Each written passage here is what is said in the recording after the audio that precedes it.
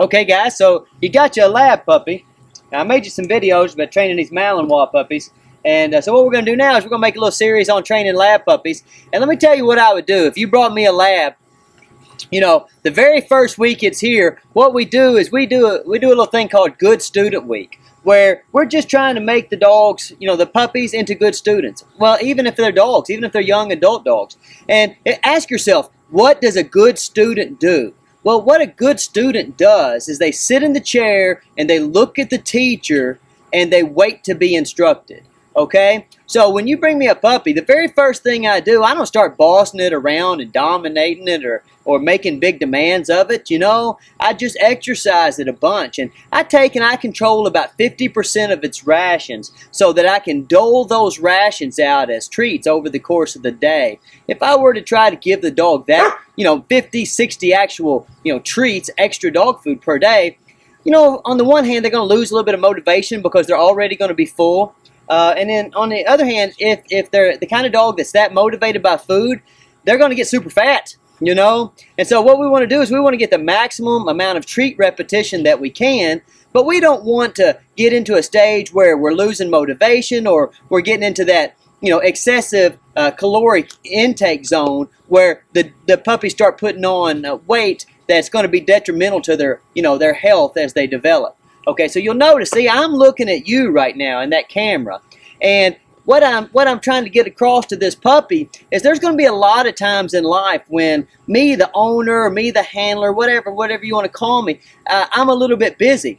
And so during those times, you know, more than likely, your dog is not really going to be under command. You know, I see, you know, all these dog training videos on YouTube, they're kind of obsessed with sit and down and over and heel in place and what have you. But in reality, what you would like to do is raise a puppy that doesn't, you know, need to be told what to do. You want to raise a puppy that understands what's expected in a given situation. And how you do that, the easiest way to do it is really start off your training program, start off your treat work by just paying the dog when they're doing the right thing for a given situation. So, you know, you'll hear break your training down into small sessions. And that's kind of true. You know, if you're working on something very specific, like, you know, you're working on, say, a base pattern, like see the puppy sitting, I might draw him into a down and hold this down for a little while, or I might draw him up into a stand and hold this stand for a little while, and I might go back to the sit. I might hold my hand up here. So I don't know if you can see that. Let me change directions here. I might hold my hand up here so that I can get this, you know, this pawing action, which I can turn into a wave or a high five. Let me come back around here. So if I'm working these base patterns, yeah, you know, I kind of do it in 3, 4, 5 minute sessions at first. But you know, what's more important to me, see, I'm looking at this dog and he knows we're doing something together. But when I really need a dog to mind is when I'm busy. You know, when I've got to get my kids ready for school, or when I have to check the mail, or when I have to sign for a UPS package. And so this right here, you know, this is pretty easy to do. It's when I get busy, now I got to talk to you. I got to talk to the UPS guy. So I need this dog to understand that if I take my attention away, I'm not ignoring it. You know, I'm a little bit busy, and so I have to wait, and it has to earn my attention through calm, attentive behavior. So see, look, I'll turn my back to the dog, and I'll reach back here and give it a treat. I'll look over here, and I'll give it a treat. Now, over the course of months, you know, those treat intervals get really long. Like right now, it's like treat, treat, treat, mainly for the course of this video. But, you know, if I was raising this dog here at the kennel, you know, I'll be walking around. As I'm walking another dog, every so often I'll give this one a treat if it's doing the right thing.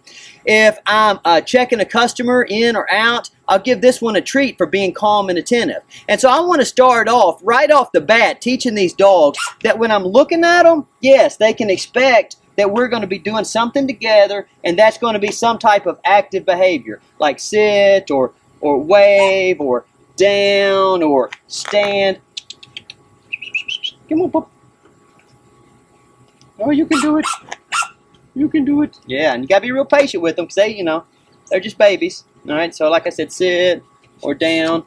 Now see, now when I take my attention away, well, I want this dog not to paw at me, not to bark at me, not to fall into any of those patterns of negative attention seeking. You know, and that's what everybody calls me with. If they have these young labs, they're always calling me because the dog hits 6, 7, 8 months old and it's running through the house with your underwear, or it's grabbing your socks and playing a little game of keep away. You know, so what I do right off the bat during Good Student Week is I make them understand the difference between when I'm busy, the teacher's busy. Maybe I'm instructing another student. Okay, maybe I'm talking to a parent. Whatever it is, I'm busy. So what you have to do to earn my attention in this case is to be calm and quiet. Okay, that's one thing that's going on. And then, by being calm and quiet, the dog earns my attention. See, it's being calm and quiet. Now watch me turn and look at the dog, which lets it know, without me telling it, that now it has my attention. See? And it anticipated that. See how it kind of set up there? So now I'm like, okay, well, we can work on some stuff. You want to work on wave? Good. You want to work on wave? Good, puppy. You want to work on down? Good, puppy. You want to work on sit? Good, puppy. From the sit, I might come to the stand, and you can see that this puppy's already starting to anticipate these patterns. So then I just go to adding a little time and distance. You know, walk away and come back. You know, so I put in each of these postures, and I walk away, and I come back, and I go into this down posture, and I walk away, and I come back, walk away, and I come back. Okay, so this is what we do for the whole first week, is just let the dog know. Now watch my attention go back to you guys.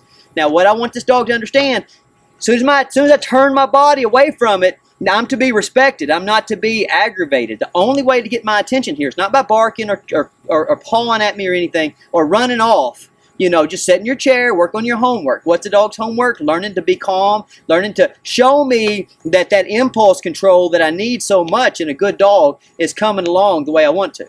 Okay, all right, well, that's enough for this little lesson. Next lesson, we're going to put the leash on the dog.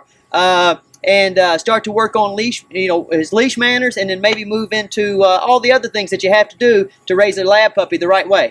All right, see you guys next week.